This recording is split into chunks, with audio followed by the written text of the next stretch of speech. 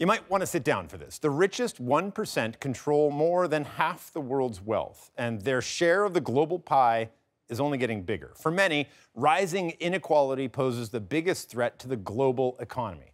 The World Inequality Report is based on a massive collection of data. Researchers include renowned French economists Thomas Piketty and Emmanuel Saez. They say inequality has soared since 1980. In the US and Canada, the share of national income controlled by the country's top 10% stood at 47%. But in Europe, it's 37%. The report says other countries could bridge the gap by following Europe's example, by adopting policies to benefit middle and low-income earners. Regions like the Middle East, where income inequality is highest, they also say if rising inequality is not properly monitored and addressed, it can lead to various sorts of political, economic, and social catastrophes. To discuss this, we're joined by Rick Smith, Executive Director of the Broadband Institute. He's here in Toronto. In Montreal, Germain Bézil is a Senior Associate Researcher for Current Affairs at the Montreal Economic Institute. It's nice to see you both. Germain Bézil, I'm going to start with you because you're further away. What is your take on this? It is an enormous amount of data that paints a frankly quite troubling picture and about what we need to do about it. What's your take? Well, I'm not troubled by this data. If it's true, what's really important is that, in fact, the world is growing richer. And, in fact, the most dynamic places in the world are growing out of poverty very, very fast. And in these places, well, income inequality is also increasing. So as long as, in fact, everyone is growing richer, and, in fact, if you just a number, in 1999, 28% of the world population was considered in extreme poverty, and we're down to below 10% right now. So that's the number I focus on. It's much more important in my mind. All right, Rick, Germain is basically saying there's no problem here. People are getting richer. Isn't this good for us all? You, as we've had this conversation before, I know, have a slightly different take on this.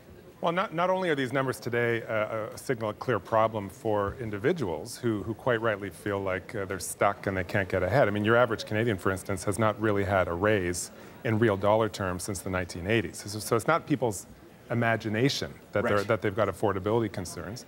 So this study today points to some real problems and larger economic problems. I mean, when the super rich are allowed to accumulate vast wealth, they can't spend it all. When the middle class and working people have more to spend, they spend it at Tim Hortons, they spend it in the economy, and we all benefit. So, that's what this report is getting at in terms of painting a larger problem for the economy. Germain, I want to come back to you on that, because I get the notion to say, hey, everybody's getting rich, the system's working, isn't this grand for everybody? The simple fact that, I mean, almost every economist agrees that when there's this much inequality, economic growth for all begins to dwindle.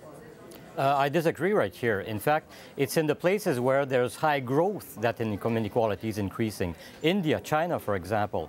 The extreme poverty is disappearing from these countries, especially in China.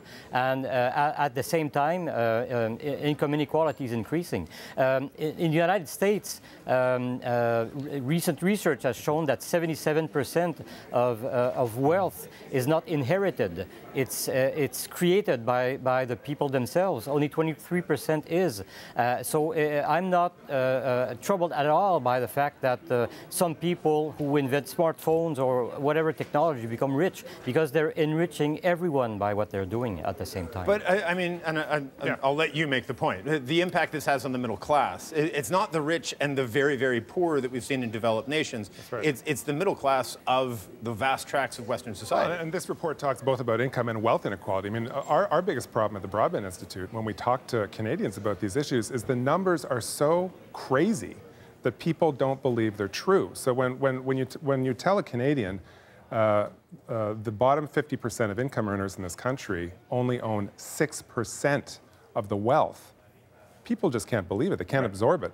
And so, there's, to a certain extent with this issue, the proof is in the pudding. I mean, there's a direct relationship between rampant and growing income inequality around the world, the super rich pulling away from the rest of us, and the rise of far-right political movements. I mean, it's no surprise that Donald Trump in the United States talks a lot about how companies need to pay their fair share, that the rich need to pay their fair share. I mean, you see the rise, literally, of neo-Nazi movements across Europe saying the same thing, and people When the system is clearly not working for people, they look for extreme options. Right, and I mean, he speaks to that, and yet he introduces policies in a budget that will only exacerbate inequality. Right.